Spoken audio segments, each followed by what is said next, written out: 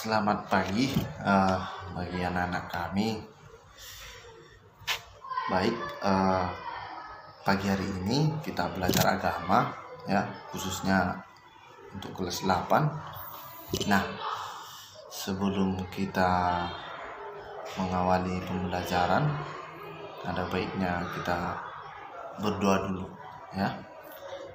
Kita satukan hati, kita berdoa dalam nama Bapa dan Putra dan Roh Kudus. Amin. Bapa yang baik, kami anak-anak-Mu pada pagi hari ini datang bersyukur kepadamu atas rahmat dan karunia yang kami terima daripadamu mulai dari malam hingga pada pagi hari ini. Kini ya Bapa, kami hendak memulai proses belajar mengajar kami. Kiranya Engkau hadir membuka hati dan pikiran kami agar apa yang disampaikan oleh guru kami dapat kami terima dan kami aplikasikan dalam kehidupan kami sehari-hari. Terpuji nama Bapa kini dan sepanjang masa. Amin. Dalam nama Bapa, Putra dan Roh Kudus. Amin. Baik, silahkan kamu ambil buku paketnya ya, buku paket yang sudah kamu ambil dari sekolah. Nah, setelah itu kamu buka bab 1 bagian pertama. Judulnya pribadi Yesus Kristus. Nah, pribadi Yesus Kristus. Nah, dalam bab ini kita akan mengenal pribadi Yesus Kristus. Siapa itu Yesus Kristus lebih mendalam. Namun pada awal pembelajaran ini kita masuk dulu ke bagian A, ke bagian pertama yang ada dalam bukumu. Boleh kamu lihat ya, bahwa Yesus pemenuhan janji Allah. Yesus pemenuhan janji Allah. Nah, Yesus pemenuhan janji Allah. Kalian semua pasti tidak asing dengan janji. Pernah berjanji? Saya rasa kita semua pernah berjanji ya. Nah, Bapak mau menjelaskan sedikit tentang janji. Arti janji itu menurut Kamus Besar Bahasa Indonesia ya. Menurut Kamus Besar Bahasa Indonesia, nanti boleh kamu buka kalau ada, atau boleh kamu searching di Google ya. Janji adalah ungkapan ya, suatu ungkapan yang menyatakan kesediaan dan kesanggupan untuk melakukan sesuatu. Saya ulang. Ungkapan yang menyatakan kesediaan dan kesanggupan untuk melakukan sesuatu. Nah, sesuatu yang bagaimana? Misalnya sesuatu yang bersifat menolong. Misalnya saya berjanji akan menolong si A, misalnya seperti itu. Atau misalnya lagi saya berjanji dengan si B untuk bertemu jam 3, misalnya seperti itu.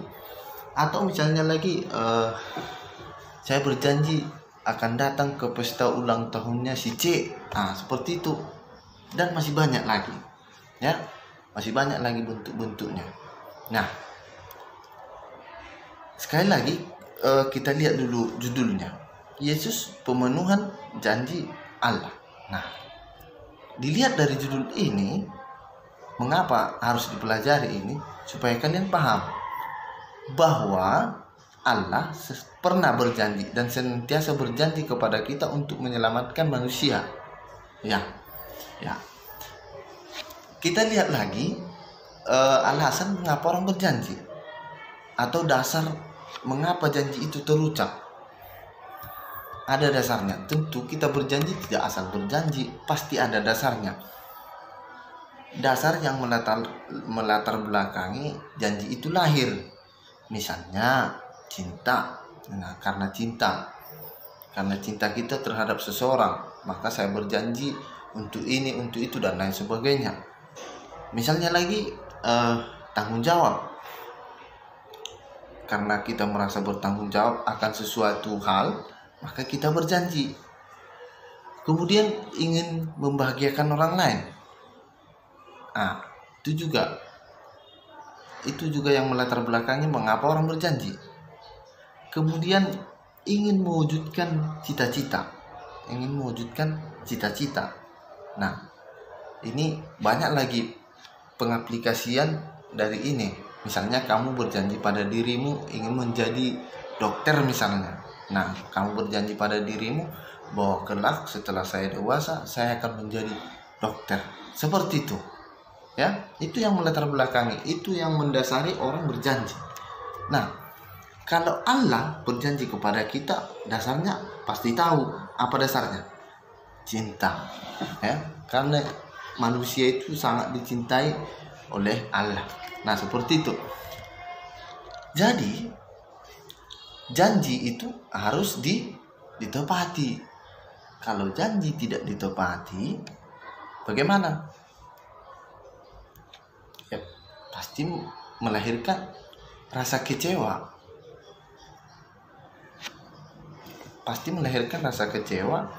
Dengan orang yang kita ingkari tersebut. Misalnya kamu berjanji kepada temanmu, lalu kamu ingkari janji itu. Atau lebih konkretnya Bapak buat contoh seperti ini. Kamu berjanji atau meminjam uang, lalu berjanji akan mengembalikan uang temanmu itu selama 2 hari. Tahu-taunya kamu tidak punya uang dalam jangka waktu 2 hari. Maka mau tidak mau memang kan tidak bisa kamu kembalikan uang temanmu itu dalam waktu 2 hari. Nah, ini yang disebut ingkar janji. Padahal kamu sudah mengucapkan bahwa uang temanmu itu akan kau kembalikan dalam jangka waktu 2 hari. Nah, maka temanmu ini akan kamu kecewakan. Sebaliknya juga demikian. Jika ada temanmu yang melakukan hal yang sama kepadamu, kamu juga akan kecewa. Itu tentunya pasti kamu kecewa. Karena apa? Kamu merasa bahwa dia mengingkari janjinya. Seperti itu, ya. Maka janji itu harus ditepati. Nah, selain itu melahirkan rasa kekecewaan, pasti ada muncul rasa ketidakpercayaan. Nah, seperti yang Bapak jelaskan barusan, yaitu selain kecewa, ya pasti selain kecewa pasti tidak percaya lagi kepada temannya itu. Misalnya hari ini dia meminjam uangmu segini, lalu dia ingkar, maka di kemudian hari pasti kamu tidak percaya lagi. Kalau dia meminjam uang pasti nggak akan kamu kasih lagi. Nah, seperti itu. Sebaliknya juga demikian.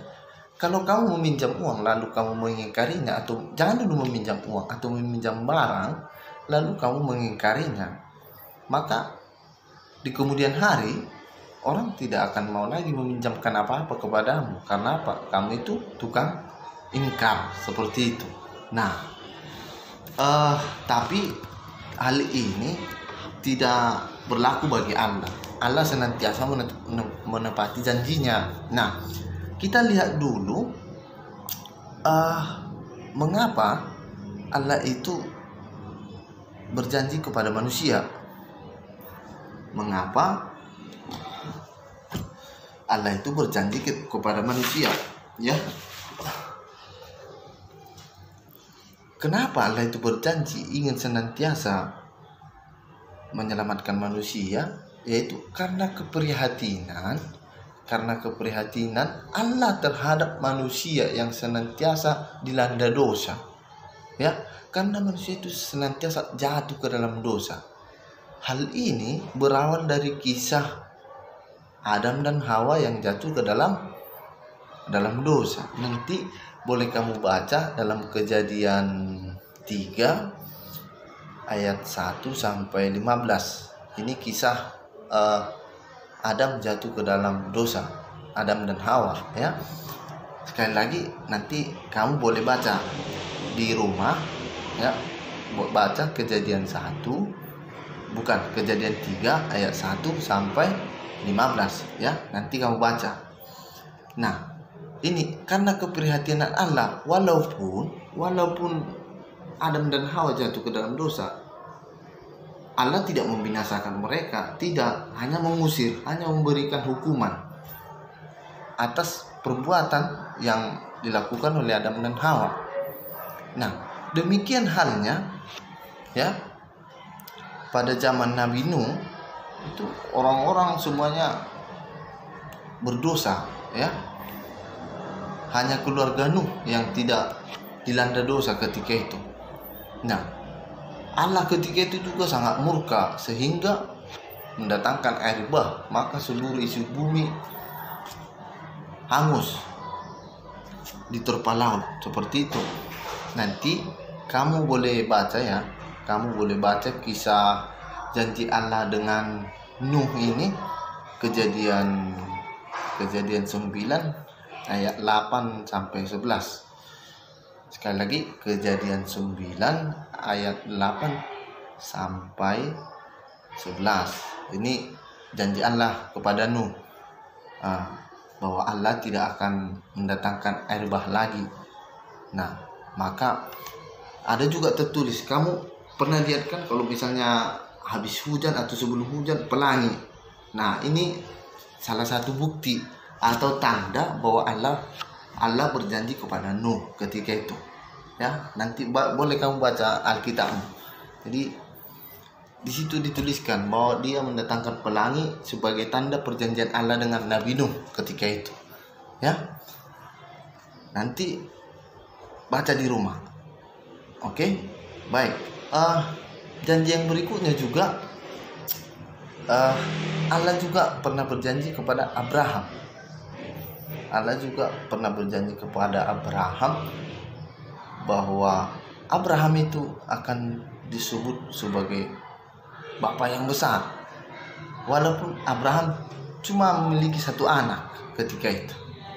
Namun karena iman Abraham yang begitu besar kepada Allah, ketika Allah meminta kurban dari Abraham, yaitu anaknya sendiri, maka karena imannya dia mengorbankan anaknya. Namun Allah melihat iman Abraham ini begitu besar, maka Allah mengganti anaknya itu dengan, artinya untuk yang dikurbankan itu bukan anaknya lagi, tapi dengan anak lembu seperti itu. Nanti kisah Abraham boleh kamu baca dalam kitab Kejadian 12 ya. Kitab Kejadian 12 ayat 2. Nah, ini kisah perjanjian Allah dengan Abraham, bahwa Abraham itu akan dijadikan sebagai bapa yang besar ya. Kejadian 12 ayat 2. Nanti boleh kamu baca ya. Lalu pada akhirnya nanti ya, pada akhirnya setelah kisah-kisah yang Bapak sebut tadi ya, pada akhirnya nanti adalah dengan kisah lahirnya Yesus. Adalah kisah lahirnya Yesus. Nah, Yesus ini atau Mesias itu sudah dinubuatkan jauh-jauh hari. Bahkan dalam perjanjian lama itu Yesus telah diramalkan akan datang. Seperti itu. Hal ini sangat tampak dalam nubuat Yesaya. Nanti kamu boleh baca lagi. Buka Yesaya 7 ayat 14. Yesaya 7 ayat 14. Di situ ditegaskan bahwa seorang wanita akan mengandung anak laki-laki dan dia akan menamainya Immanuel. Nah, ini nubuat telah diramalkan jauh-jauh hari sebelum, bahkan 2000 tahun sebelum Yesus lahir. Ini sudah diramalkan bahwa ini bentuk janji Allah akan mendatangkan Mesias, yaitu Yesus sendiri ya. Seperti itu. Nah, ini merupakan wujud dari janji Allah itu, pemenuhannya. Dia mewahyukan dirinya melalui anaknya hadir ke dunia ini. Itu merupakan karya terakhir Allah. Bukan maksudnya karya akhir dari dunia ini, bukan. Artinya apa? Setelah para nabi diutus, semuanya ditolak oleh manusia. Lalu pada akhirnya Allah itu hadir ke dunia ini sebagai wujud pemenuhan janjinya yang akan menyelamatkan manusia. Nah, itu pun berakhir dengan disalib. disalibkan. Setelah para nabi ditolak, bahkan Allah itu turun ke dunia dan akhirnya disalibkan juga, walaupun pada hari ketiga bangkit. Namun itu merupakan perbudakan dosa oleh manusia. Artinya apa? Manusia itu memang tidak pernah mengerti akan janji Allah. Nah, seperti itu. Baik, tugasmu di rumah, ya, tugasmu di rumah. Nanti dalam bukumu itu ada kisah hilangnya sebuah kepercayaan. Udah kamu lihat? Ada kisah di situ, hilangnya sebuah kepercayaan. Kemudian manusia jatuh ke dalam dosa. Ini kisah. Jadi Bapak berharap kamu baca yang dua kisah ini, hilangnya sebuah kepercayaan dan kemudian manusia jatuh ke dalam dosa. Ada dalam buku paketmu. Nah, setelah kamu baca kisah ini, setelah kamu baca, lalu kamu tulis sebuah pengalamanmu berjanji. Kamu tulis, ini tugasmu ya di rumah. Kamu tulis sebuah pengalamanmu berjanji, entah dengan siapapun, entah dengan teman, orang tua, kakak, abang, dan lain sebagainya. Nah, kamu tulis. Nah, apakah janji itu diingkari atau ditepati? Nah, kamu tuliskan di situ. Nah, setelah kamu tuliskan di selembar kertas atau di bukumu pun boleh. Setelah itu foto, lalu kirimkan di grup WA yang Bapak buat itu. Tulis namamu, nanti kirim di grup. Tulis namamu, kelasmu, Bapak akan periksa, ya. Itu tugasmu. Baik. Kalau ada yang kurang mengerti di bukumu itu, di kisah itu yang akan kamu baca, kamu boleh tanya lewat grup WA yang Bapak buat, ya. Kamu boleh tanya di situ, Pak, ini saya kurang mengerti. Nanti Bapak akan jawab, ya. Untuk pagi ini demikian dulu pembelajaran kita. Mari kita tutup dengan doa. Baik, mari kita bersatu dalam doa. Dalam nama Bapa, Putra, dan Roh Kudus. Amin. Bapa yang baik, terima kasih karena Engkau sudah hadir menerangi hati dan pikiran kami, sehingga kami dapat mengerti dan menjalankan sebagian firman-Mu yang telah kami dengar. Bapa, berkatilah aktivitas kami selanjutnya, kiranya Engkau hadir menuntun langkah kami. Doa ini kami sampaikan kepadamu melalui anak-Mu Yesus Kristus, Juru Selamat kami yang hidup. Amin. Dalam nama Bapa dan Putra dan Roh Kudus.